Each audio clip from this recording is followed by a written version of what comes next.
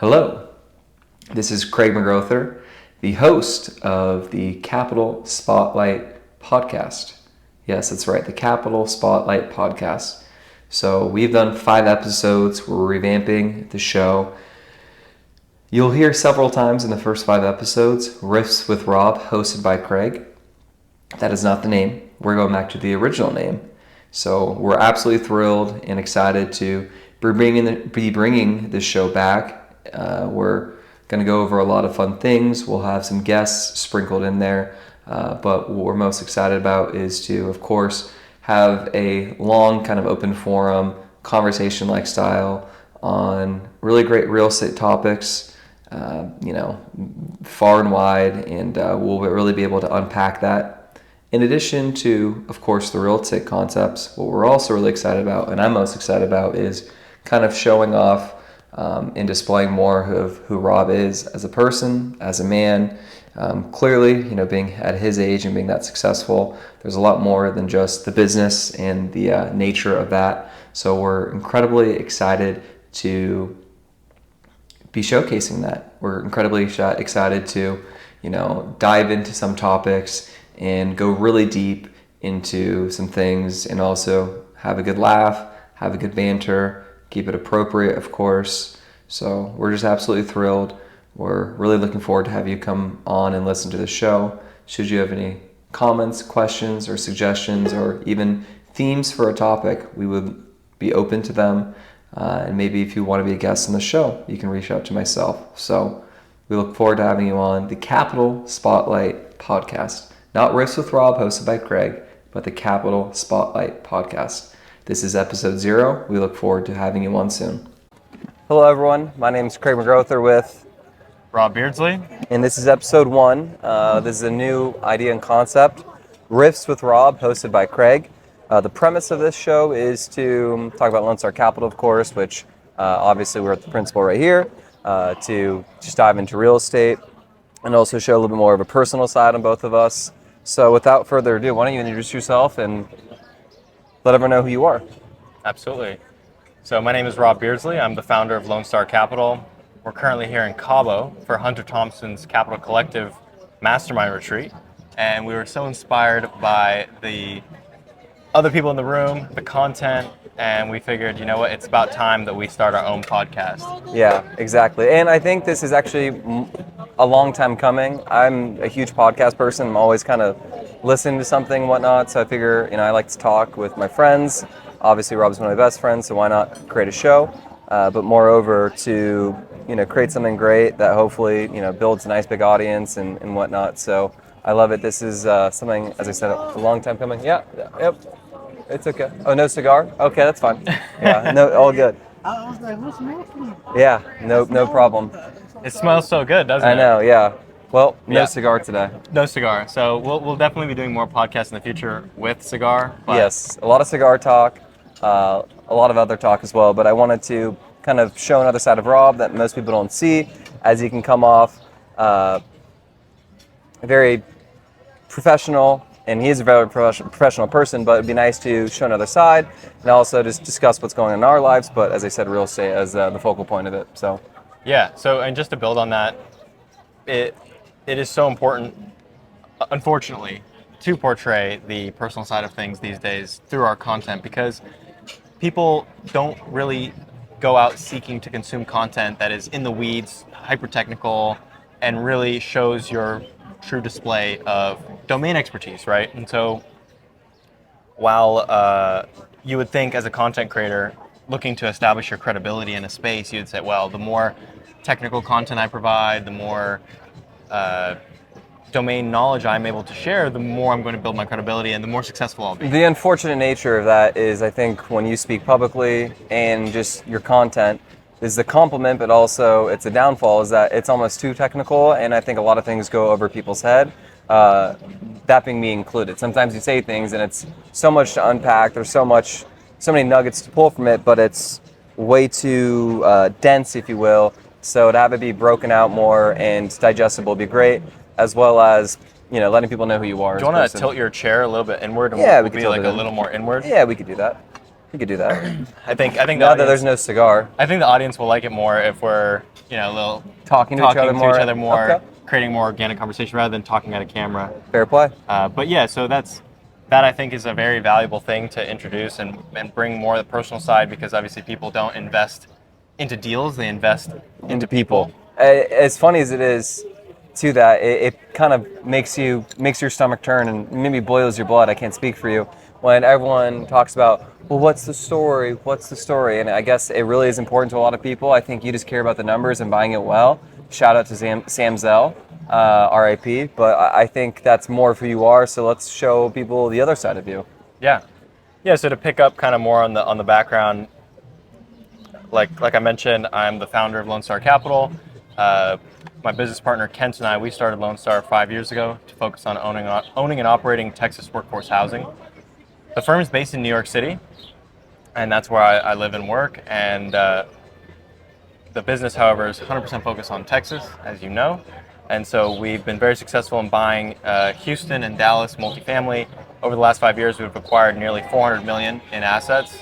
And also a couple years ago, in 2021, we vertically integrated, which means we brought our property management operations in-house. So we have really a lot of things under our umbrella, a lot of responsibilities, but thankfully we've built a fantastic team, including yourself, Thank you. which has made us into a well-oiled machine. So why don't you share what your role in the company is? Yeah, absolutely. So prior to doing Lone Star Capital and being fortunate enough to work with an up-and-coming rising star of a firm with you and Kent at the head, I was doing residential real estate for 7 years in the Bay Area and in Scottsdale. I was actually a top 1% performer in Arizona prior to switching over, selling homes. My kind of story on this is funny. One day, I was getting beat up over a $500 home warranty, which I walked my client through a contract acceptance on the listing agent side, which I was. And 17 days later in escrow, I got a call from the seller saying, hey, you didn't go over that. And I reassured them I did, but in good faith, I wanted to make everyone happy and appease. I ended up eating the fee. So I'm sure a lot of people can relate to that. That same day, though, when that happened, I called Rob just to kind of vent, because we speak every day on the phone, like school rules, if you will. And we speak every day. And he was telling me about how he that day had a $50,000 problem. And it was one of those shifts where I'd rather have the $50,000 problem, not the $500 problem. So from there, I think we always did kind of speak about how cool it would be if we had an opportunity and it made sense to work together. But I think at that point, we really started to get a little more serious. We were kind of dancing on the line, and then it became a lot more practical. Like, okay, well, when is that? What does it look like from a timetable perspective? When do you need someone to come in? So that said, that was in about March of 2022. As of June, I went to the first event with Lone Star, unpaid, just learning and sitting in and kind of learning the lay of the land, the ropes, because it is a big difference between single-family real estate going into multifamily. It's a lot more dense. Single-family is, a lot more straightforward. It's just about, hey, it's a popularity contest. It's get the client, close them, make them feel good, all that. Versus multifamily, it's a lot more layered and dense. And I'm still learning that process. So I won't pretend to know everything. But that's kind of my background and acumen. You mentioned something as well, that you work and live in New York City. I wanted to get back to that. Where do you live in New York City, and where do you work? Where is our office in New York City? So I live in Tribeca, just a couple blocks north of the One World Trade Center, which is where our office is. We recently took space at One World Trade, which has been a very exciting development for us. It's really like a surreal experience for Kent and myself, because you're starting something from scratch, you're working from home, you're working out of makeshift offices, and for us to have a legitimate office, it really kind of puts a stamp of approval on what we're doing, where we're heading, and there's so many other things to say about the office as well, such as how it makes not just us and how we feel walking into the office every day, but our team coming in, right? It makes them feel better, more important, like their job, they take their job more seriously, right? Like we're all doing something really important. That's another reason, similarly, why we all wear suit and ties coming into the office, right? That dress code helps establish the frame that what we're doing is very important. We all take ourselves very seriously, right? This is not a joke, and we're all dedicated and committed. And so the office, the dress code, all that is in alignment, which I really like. And so being able to craft that culture has been very important to me, because at the end of the day, if I'm going to work at a place where I don't like it, well, who cares how much money I'm making, right? So it's not about making the most money. It's about having the ability to establish the team and culture and the day-to-day business that Kent and I really want to run. Where was the office before this? So we've bounced around a bunch. So we previously to One World Trade, we were actually working out of my old building because we had a lounge space and stuff. So we would get the team coming in, and it was funny. I actually made duplicate keys of my fob, so that way employees would be able to fob into the elevator and get to the third floor lounge space where there's a conference room and there was working areas. So we would kind of take over the table there and make it our workspace, which I'm sure everyone there loved. Yeah, right. So it was a WeWork, but it was a Rob work. That's correct. Okay, very So cool. we were there. We also had a JV prior with a private equity firm where we worked out of their office. So we've bounced around, and I think that's what it is, right? Bootstrapping. And now the joke is that we're in the World Trade Center. We still don't have furniture. That escalated quickly. Yeah, escalated quickly. No, but we still don't have furniture. So now we're just we're bootstrapping it in the World Trade Center, right? Or a scrappy startup, Or a right? scrappy startup. Yeah, absolutely. Well, that's incredible. And you mentioned New York. You live in New York. You live in Tribeca, you said. How long have you lived in the city for? Why do you live in New York? Unpack that, please.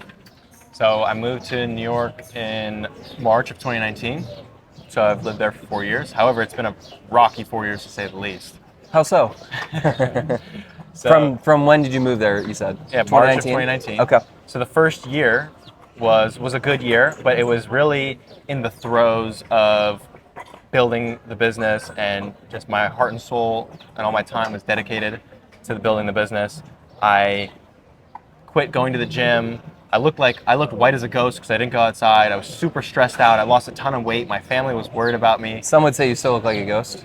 As you said yourself yesterday, this is why I hate summer when we're in Cabo and we want to the beach, but we won't get into that right now. I'm sweating right now. I don't like the heat. I'm wearing linen and I'm cool as a cucumber, but hey, to each their own. So my first year was a vital year. Obviously, it was in the early stages of building the business. It was very formative and critical. I also had a girlfriend at the time, so I didn't really get to experience the city or really do New York justice in that time. And then, as we all know, something happened in March of 2020, and then I had left the city at that time and came back at the end of 2020.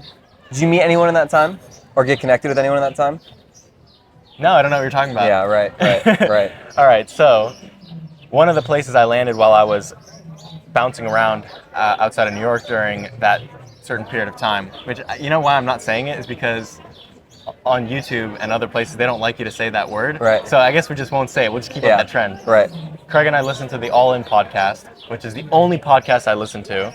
And they similarly don't like to say certain words or something. Yeah, we don't want to reference a beer. Right.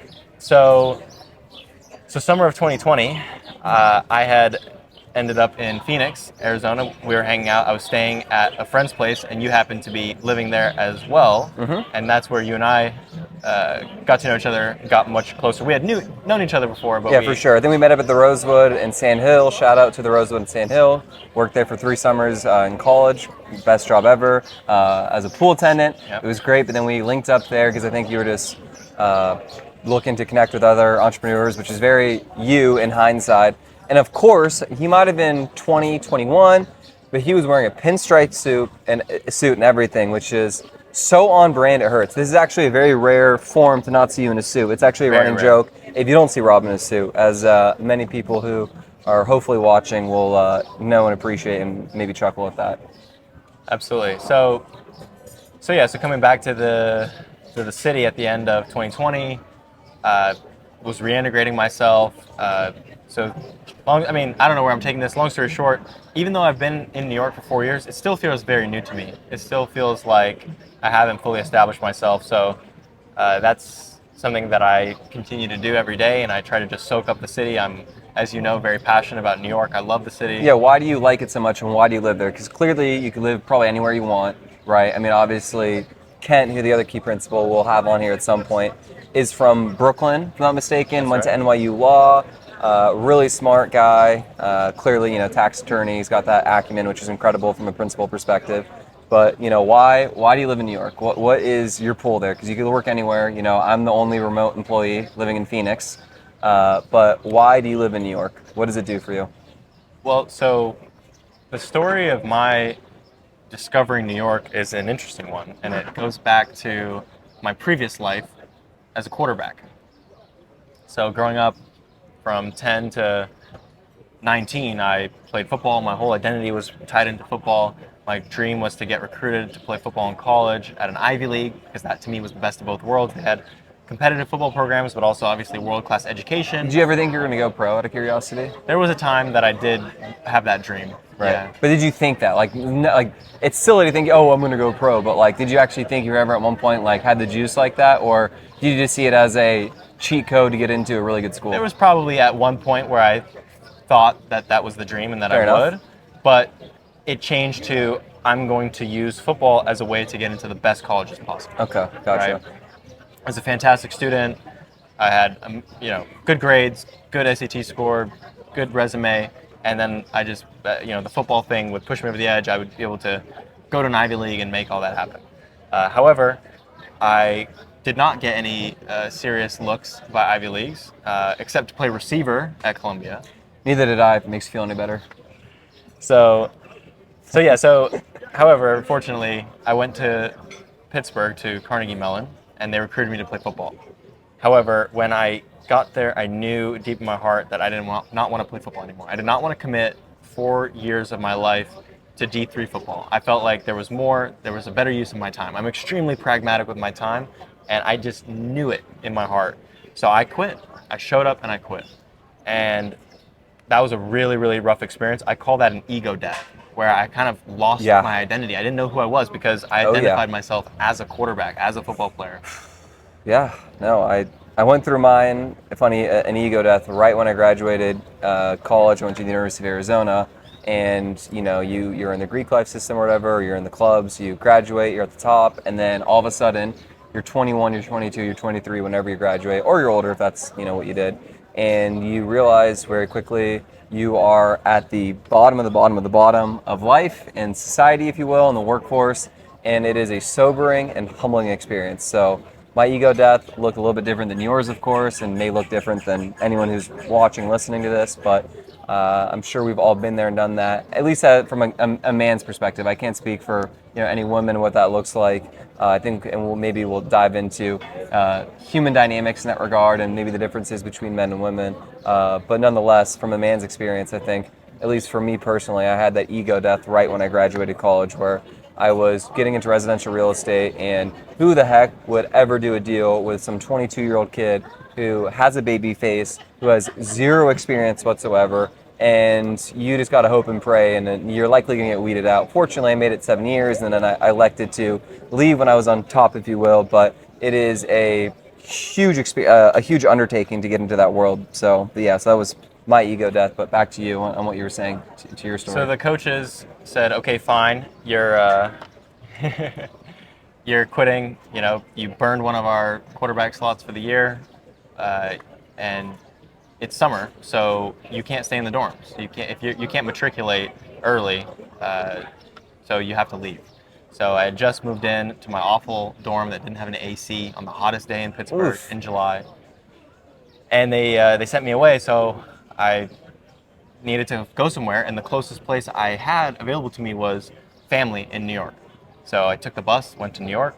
That was my first real time spending time in New York, and I guess I'm spending the rest of the summer in New York now. And I reached out to some friends who could connect me to people they knew in New York. Before you knew it, I had a social circle. I was experiencing the city, having fun, and it was amazing. And I fell in love, and I vowed to myself that I would be back and I would live in the city. So that's awesome. And that was kind of so that was your intro into it. Mm-hmm. So you're in Carnegie Mellon, you're in Pittsburgh, you identified New York as the spot you want to live, where you want to be. How long did you make it at college? Did you graduate college? So I spent the first year at Carnegie Mellon in Pittsburgh, and then I did a summer internship as a data analyst in New York. So that was my first full New York summer experience, and that was really the exciting time that really made me fall more in love with the city. And I remember distinctly, I was crashing on couches, doing this and that, and I was on the phone with my dad in my friend's place, and he said, I know you're gonna hate to hear this, but this is the best summer of your life. And I obviously hated to hear that because I said, no, I'm gonna have way cooler experiences, I'm gonna have way better summers. I think summer 2022 was pretty fun when we went to Europe, but It was good. Yeah, different But- though. Yeah. But it's funny because he was totally right. Yeah. And I don't know whether other summers have been better or will be better, but bottom line is when you're young like that and you kind of get such a new experience, it's so formative, right? You're on your own, you're working, you're living, and I'll never How old were forget you that. at that point, sorry? I think I was maybe 20, Yeah, well, there's just a difference of 19, 20, yeah. Yeah, there's basically, at that point of effectively zero responsibility, which we've all had at some point. You don't realize you're in that golden era and amazing time of your life until you're, kind of in the working world. Maybe society's beat you up a bit, if you will. So you can only appreciate that after the moment, but I can totally relate to that. Yeah. I didn't realize that my college day, oh yeah, you're not going to have those, experiences again. I mean, you hear it, you know it, but you don't know it. It's hard to appreciate the moment. Yeah, you That's can't always- appreciate anything until you're out of the temporary timestamp of that, circumstance. Yeah. So first year, Carnegie Mellon, then internship, and then I went actually to London for a study abroad semester. And that's where I actually, funny enough, went all in on real estate. So while in London, I ditched all my classes and was just going deep into real estate, joined a mentorship program, and was learning a ton, networking a bunch. And in London is when I decided, when I get home, I'm going to drop out and go full-time into real estate. So how old were you when you elected to, or how old did you think you were when you were wanting to, drop out? 20. 20? Okay, got you. And then, so you're 20, you figure out you probably don't want to be in real estate anymore. Did you consider anything else? Why real estate? What did that look like for you? No, it wasn't like I was looking at a bunch of options and I was going to pick one. It was that I latched on to multifamily specifically, and it was not like I was pushing it was pulling me, right? Because I was introduced to multifamily. As you know, my family has a background in single family residential real estate, but getting introduced to multifamily, it started to pull. Shout out Menlo Atherton Realty. Menlo Atherton Shout Realty. out. Shout out. Yep. So, yeah, I basically was just continuing to invest more and more time into educating myself and going further and further into the business, starting to source deals, talk to brokers, learn to underwrite, understand the business, understand financing, talking about the equity side as well. And so it came to a point where I was spending so much time on this pet project that it turned into more than a pet project, and it turned to the point where it made more sense to commit and give this a shot full time rather than continue with my schoolwork. And didn't you also mention that you were looking for a way, because you were done with football, and this is just my understanding, so please correct me if I'm wrong for the record, but you were looking into football, you were done with football and you had to channel your time into some other extracurricular activity, right? So I think you, if my memory serves me correct, which I have a phenomenal memory for anyone who knows me, you were maybe looking at the stock market, maybe trying to day trade, something like that, which is very common. So yeah, what did that look like? Yeah, because after football, normally, right, growing up, you go to football practice after school, and you spend 4 hours there, and you watch film, and you got your weekends, you got your workouts on the side, and all that's gone. All of a sudden, you've got all this free time. So I naturally wanted to find a way to allocate that new free time towards something productive. And Right. for me, that was, yes, please, thank Yeah. you. To me, that was making money.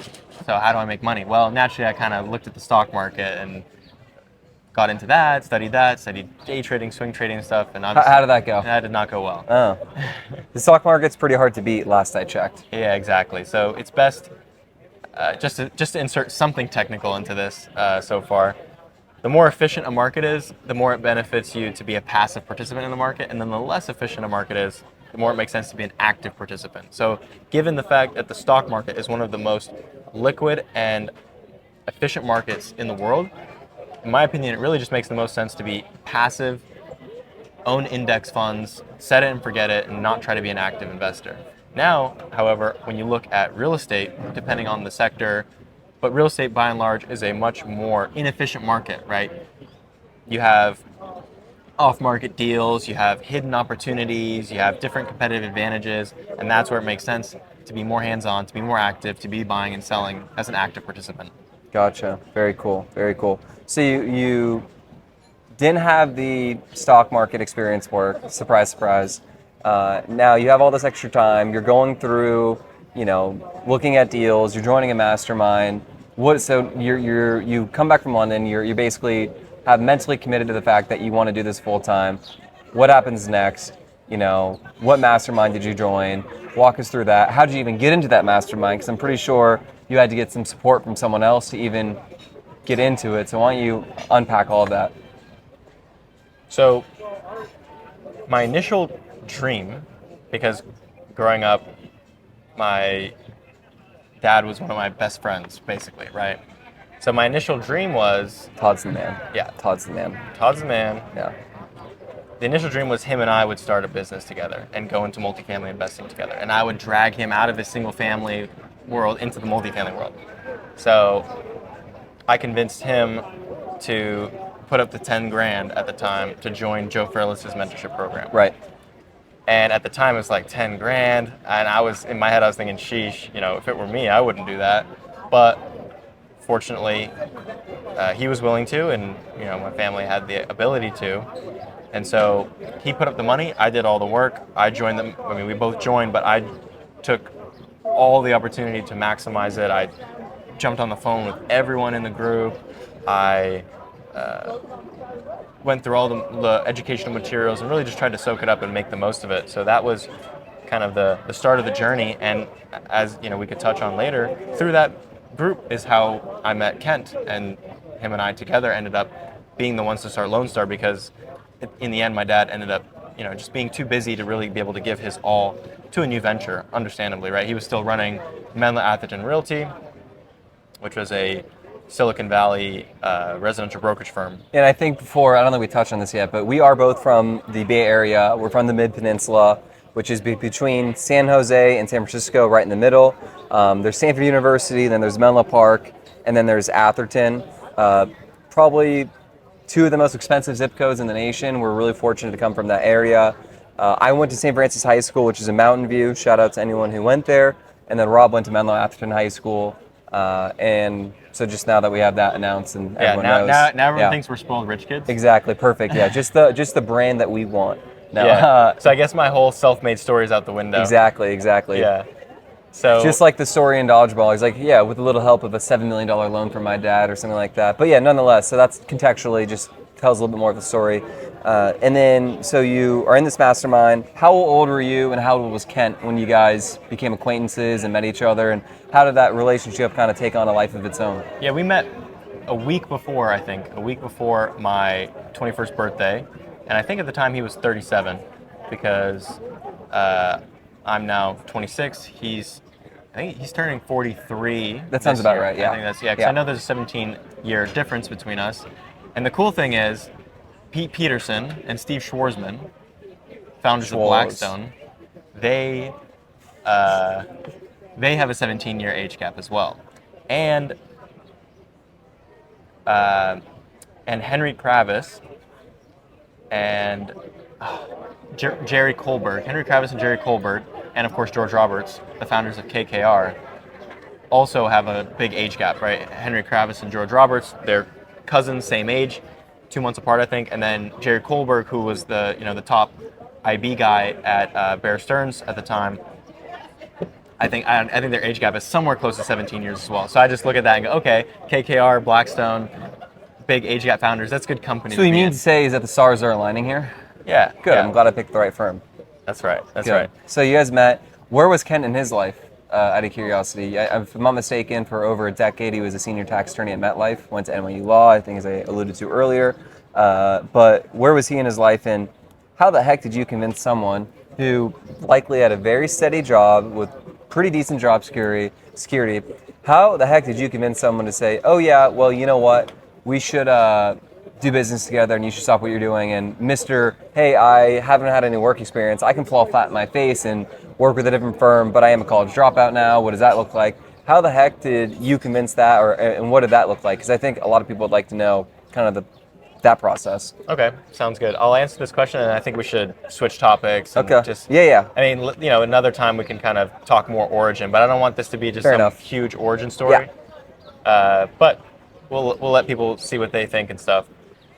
So when Kent and I met, we didn't have a grand vision to start a business together. It was just, hey, you're working on this, I'm working on something similar. Let's trade notes. Let's collaborate. Right? Together, we'll probably be able to accomplish more. So it began with us just kind of underwriting and bidding on some of the same properties in Texas. And we started, well, why don't we underwrite deals together? Because he kind of had better deal flow. He's a little more experienced, if you will. And I had more free time and willingness, as well as potentially acumen and desire to dive into the numbers. So it's a good match where I focused on the numbers. He would kind of focus more on the big picture, talk to the brokers, operations, and stuff like that. And that was the inception of the relationship. We took it slow. We took it day by day, deal by deal. It wasn't until we actually put the first deal under contract where we kind of looked at the situation and said, all right, you know what? This has worked so far. Why don't we actually formalize this into a business and take it from there?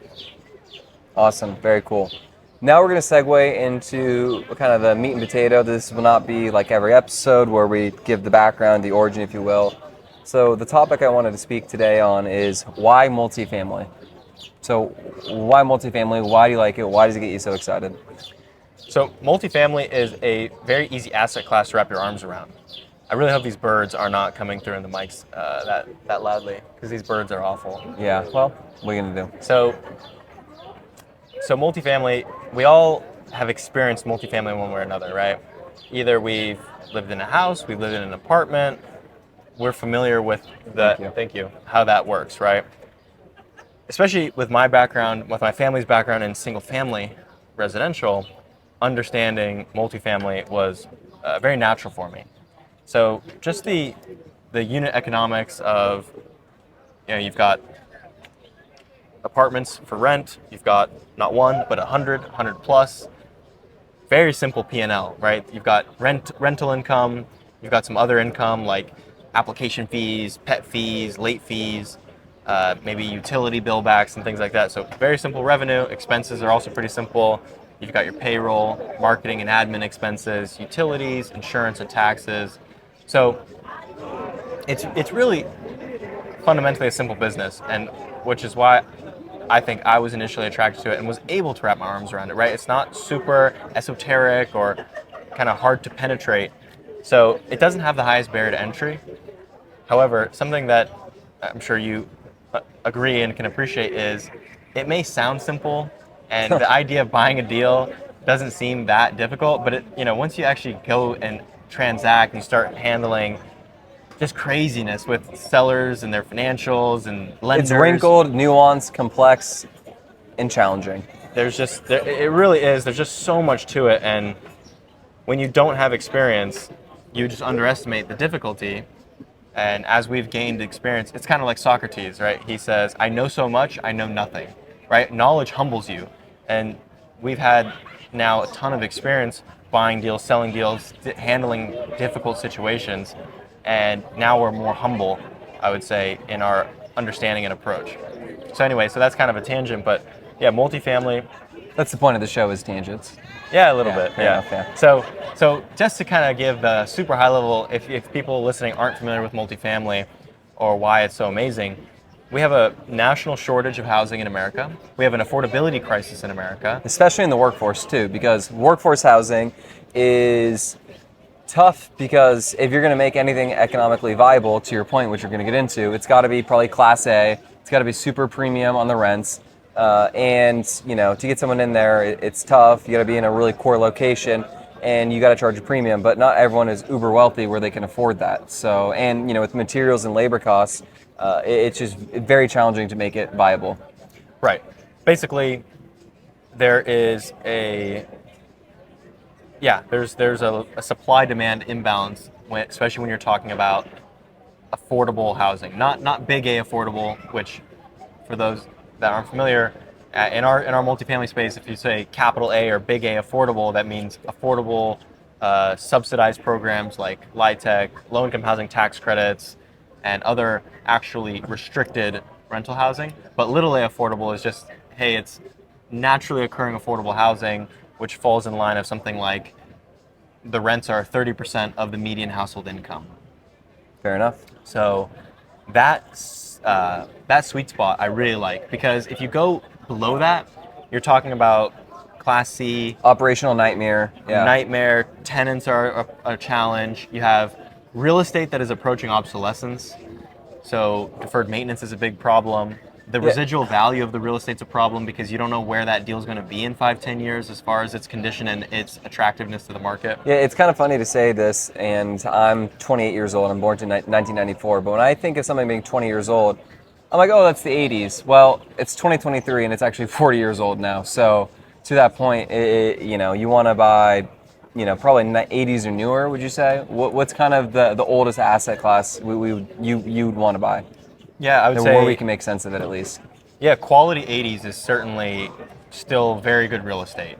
So the 1980s is a cuspy decade for real estate construction.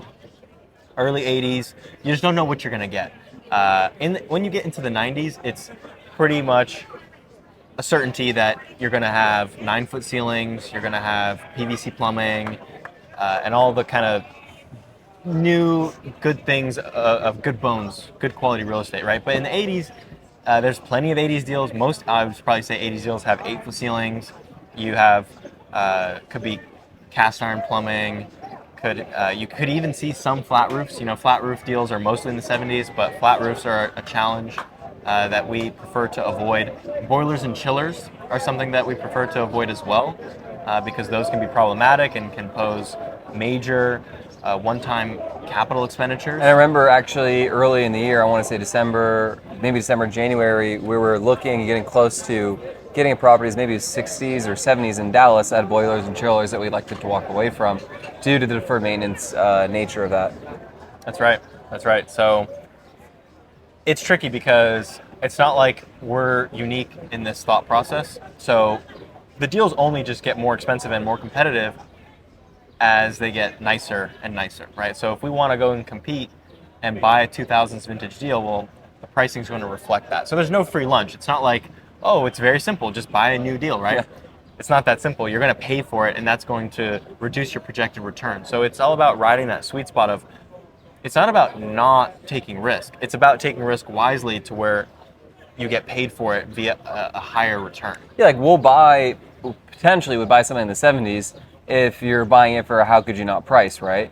But similarly, we're not just going to buy something that's 2023 because it's shiny and brand new. That might make no sense for a firm like us. We're looking for value add. Maybe for a REIT, they might want to buy that new sexy thing. Or if we're doing ground up construction as a sponsor with something like that, you may want to develop something like that. And hopefully we get into development. But to that point, that's just not really the niche we're in. Right. So does that answer the why multifamily? Yeah, I think that covers it. Is there any other tidbits as to why you like it, just before we wrap on that subject? So another really awesome thing about multifamily is the access to agency financing. That's huge. What does that mean? So I know, but... Oh, you know? I know. So in this country, we have government-sponsored enterprises. For multifamily, we have Fannie Mae and Freddie Mac. Just like when you buy a house, Fannie and Freddie buy every single mortgage. Yeah, that's right. Similarly, in the commercial space or in the multifamily space, Fannie and Freddie are a major provider of debt capital to our space, which is amazing because it's cheap, because it's government-backed, and the liquidity is not as subject to the whims of the market. And more specifically, when we had the SVB banking crisis and things are uncertain, lenders are changing their credit parameters, they're blowing out spreads, they're doing all sorts of things, right?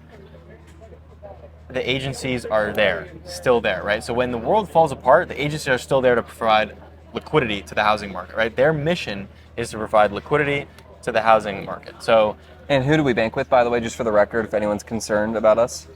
SVB and First Republic. Yeah, right. No, we bank with Chase. We have an incredible relationship with Chase and JP Morgan, and it's only growing. And so they You want to share what you just got invited into, or is that? Sure, yeah. I actually signed some documents today, so we'll see where this goes. But yeah, we had a lovely meeting in our office last week, where the JP Morgan guys and the Chase guys came in and basically invited Kent and myself to the JP Morgan private bank. So for those that don't know, Chase is broken up into a few divisions. You know, you got your retail banking, which is just Chase. You walk into the branch, and then they've got Chase Private Client. Chase Private Client is a little level up, a little higher touch.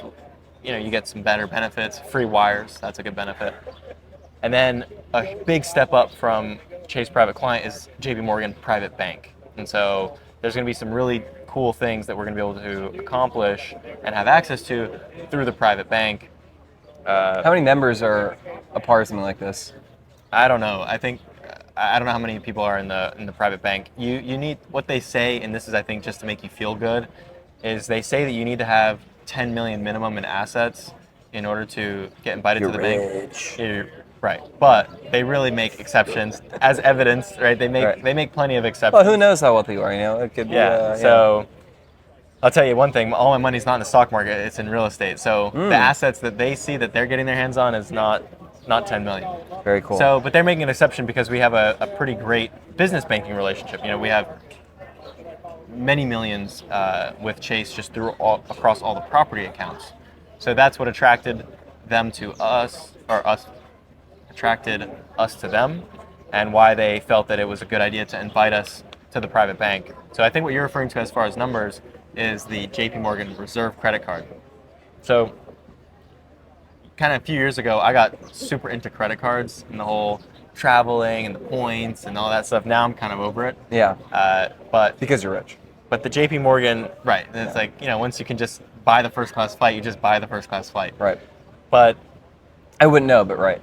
Right. So, so with JP Morgan, they have the Reserve card, which is invite only, and you have to be a client of the private bank in order to get the JP Morgan Reserve card. And I was explaining to you that 100,000 people in the world have an Amex Black card, but only 5,000 people have this JP Morgan Reserve card. Wow. So That's status. hopefully I can make this all happen and get the Reserve card, and Very good. I'll share that with everyone. So we like multifamily because agency debt and all that. That was the original subject as to we got there, which is a massive tangent. But yes, we like it because of the debt access, you know, access to capital. Any other reasons, tax reasons why you like multifamily? Well, I'm thinking of reasons that are unique to multifamily and not just. And we'll have a estate. tax talk at some point. We can have a tax talk. That'll be a whole nother hour. Yeah. Yeah, for sure. Yeah. But for those of you listening that are interested in optimizing your taxes and utilizing depreciation to offset income, talk to Craig. Yes. He'll let you know about our investment opportunities, what we have going on. What's the best way to connect with you? Yeah, so you can get me on Instagram, LinkedIn, or email. My email is Craig at lscre.com. And then IG, first name, CRAIGM, and then McGrouther, last name, McGrouther.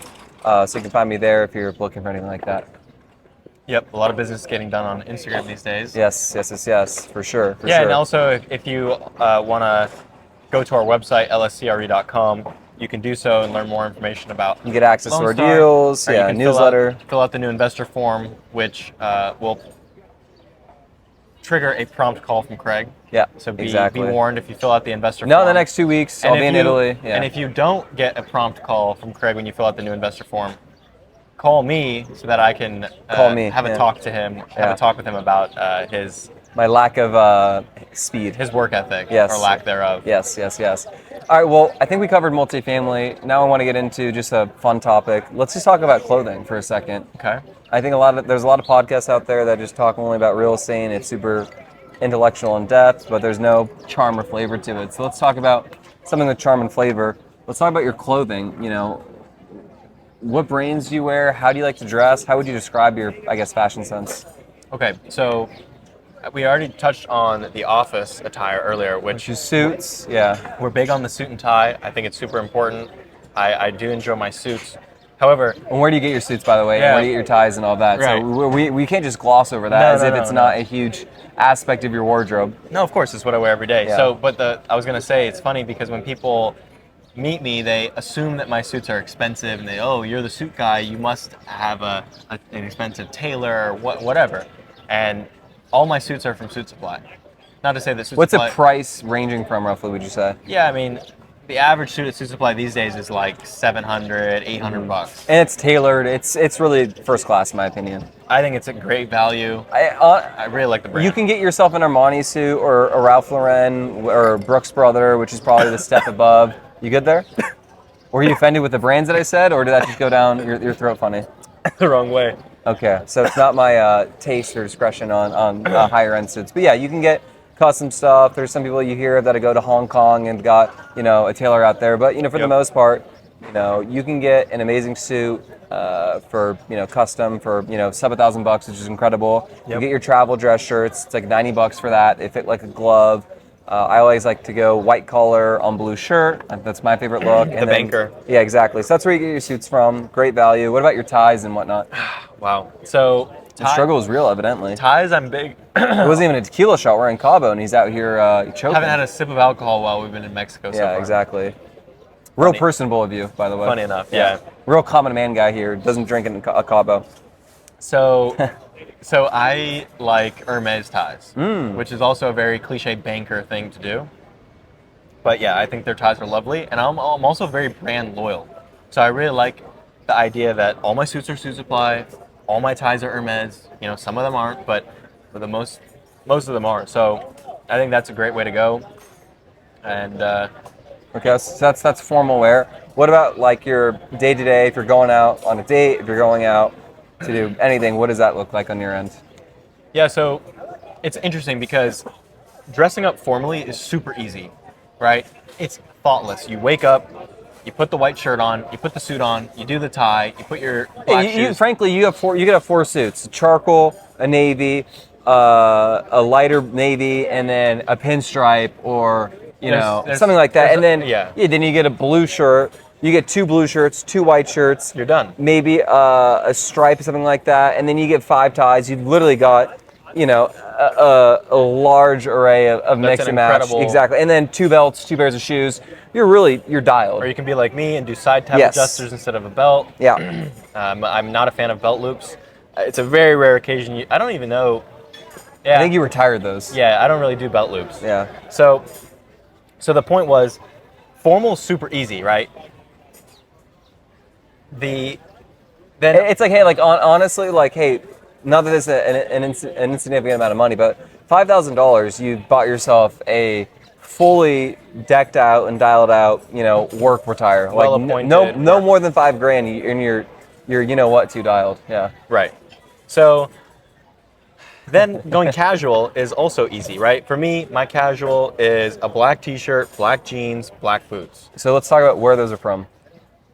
So before we do that though, I want to explain Okay. the concept because Yeah. like the formal is super easy, the casual is super easy, the in the middle, that's the really hard part. The hard part is having the depth in your wardrobe to pull off the smart casual looks, such as a pink dress shirt with white trousers and like a mid-blue check sport coat. And just want to say this right now, if you're in New York City or a place like that, Scottsdale, Miami, you can probably get away with wearing that year round. But if you're in New York, that better be between Memorial to Labor Day. You cannot wear that really outside of that. I just want to correct it a little bit. But you know what I mean. It's Yeah. frankly a fashion faux pas to wear that outside of that window. I would say for the most I part. think technically you can't wear all white Yeah. outside of Memorial. You can only wear all white Labor. Memorial to But Labor. for the most part, you don't want to wear that in the dead of fall or winter. Just maybe when looks slightly inappropriate, in my opinion. No, the early stages of fall and the early stages, or the late stages of spring rather, I think are okay to wear white trousers. Certainly not all white. And then so the point is that middle is where I've really been focusing and really been refining my wardrobe where, okay, the refinement to actually have a pocket square. Because for work, I don't really wear a pocket square, but if I'm going on a date and I want to wear a sport coat, well, it's nice to have a cool pocket square with some flair. Right. Right? It really just adds that touch of thoughtfulness, elegance, and it's fun. The whole dressing up, it's one thing is you take yourself seriously. Like, why wouldn't I dress nicely if I... Probably gonna get better service. Yeah, totally. You'll get the benefit of the doubt. Frankly, we are not the oldest people on Wall Street or firm, in New York. So, dressing for the job that you want and what you want to take definitely is important. And it's also just a personality thing as well for you. Yeah. Right. So that middle has been a focus and has been exciting to build on. As far as the casual you mentioned, everyone should take notes on these because, in my opinion, Olabar Brown makes the best t-shirts. And they fit super well if you like them to be nice and cut, to show off all your hard work in the gym. Right. And, so you like Oliver Brown. I like Lululemon for a t-shirt, just a basic Lululemon shirt. Some sort of nice Theory or Vince make nice shirts as well. But I think in every wardrobe you got to have 3 black tees, 3 white tees, some neutral shirts, and that's just for shirts. And maybe if you want to get like a nice linen shirt like this, I think this is the Peopleverse, kind of a random off-shop brand. Then I'm wearing some Saks Fifth Ave linen pants here. The linen pants are really nice. Yeah, linen pants are nice. I think linen's a nice look, but I think there's a lot of people out there that and this is their style. But I think for what we like is the more classic look, which is probably nothing that has a blatant designer on it. No just everything, visible logos. Yeah, everything very clean. Shorts that probably are well above your knees if you're wearing them. Anything else you'd like to add to, that you wear a certain kind of jeans? I think APC only, is that correct? Yeah, my jeans are APC. Again, I'm very loyal to brands, so if I find a t-shirt I like, I want all my t-shirts to be just that one, right? Okay. It's simpler, it's just what I like. And then, so for jeans, I do APC. They fit me well, and it's a brand with a nice pedigree. It's a French brand with Japanese denim. Okay. So that's a good one. Any jackets that you recommend? Well, it depends what kind of jackets we're talking about. My dream jacket when I got into fashion was the Saint Laurent biker jacket. Which, if you don't know, it's a little more aggro for, some people. It's the G-Eazy, the rapper, a little bit of that look, if you will. I don't think I can really wear that necessarily, but you do pull it off in stride, I would say. But not for me, for you. To each their own. Yep. There's more than one way to skin the cat, as they say. I think it's just such a classic look. Yeah. The biker jacket, leather. It's just. And I think you're kind of getting the general gist that whatever you're wearing, you want it to look good. Ideally, if you were dropped off somehow in a spaceship 100 years ago, and if you're dropped off a spaceship 100 years from now, would you look like silly or would it look cool? And I think these things do stand the test of time. Totally. Biker jacket stands the test of time. Plain shirts that are well-fitted, nice brands, so on and so forth. Love that. Yeah. Love that, yeah. So, and then you're obviously into watches. You want to talk about any of your pieces, what you like? Yeah. Or will watch talk be its own? I think that's got to be its own topic. We'll Yeah, say that. let's save watches. Who am I kidding? We're getting the... I think we should cut it at we'll cut it. it's almost 4:30. Okay, almost 4:30, So I very think good. we should kind of start wrapping it up. Okay. So we gone through clothing. Is there any other things you want to mention regarding that while we're going to wrap this segment up? No, I don't know. I mean, obviously, I could talk clothes all day. Right. That is Sneakers. I mean, lately I've just been doing the You want to show? the Suit Supply. The Suit Supply, just sneaker. Okay. Not expensive. Suit Supply does a great job of. You could the hypothetical situation, I know I cut you off, but I'm going to probably do that a couple of times as we do this show. The hypothetical, hey, for whatever reason, people doing shots over there. The whole, for whatever reason, yeah, exactly, sickos. The whole, hey, if for whatever reason my house burnt down and I had, X amount of security deposit or, insurance policy for my clothing, if you did get dropped off only at Suit Supply, outside of like running shoes and athletic apparel, which is Lululemon, yep. You could probably get everything dialed and sorted out at 100%, Suit Supply, and 100%. you look steezy. It's incredible. I mean, I love the brand. Been shopping there. Spent probably, I don't know, 20,000 at Suit Supply maybe. Yeah. Light work. Yeah, so on my end for sneakers, Golden Gooses, common projects, I like that. And then with just some plain pants, call it from a Hudson. Diesel makes some pretty decent pants. You like APC, I'll probably have to dabble into those. Just a nice cut jean. plain shirts, all of that. I live in Scottsdale, Phoenix, so it's either really hot, so a lot of linen for me, and then just plain stuff. Nothing too heavy, nothing too gaudy and whatnot. Just keep it simple. I think less is more in that regard. Yeah, and I think it takes practice, because the first time you wear a suit, it's really wearing you. Yeah. And you're not wearing it, and so it takes I still don't practice. tie my tie according to the standards of some people in the office. Yeah. Well, we need to have like a tie seminar in the office. Maybe that'll be its own segment. Yeah, how to tie a tie. Yeah, fair enough. Cool. There's probably not enough videos on YouTube on how to Exactly. do that. No, we'll make the 1 millionth. Awesome. That's correct. Well, I think we should wrap it there. Great little intro to there. If you are watching this, please give us a 5-star review, like, comment if you will. Anything else? Any final thoughts? No, I'm excited about doing this, and let's keep it consistent, and let's provide a ton of value to the listeners. Absolutely. On to the next.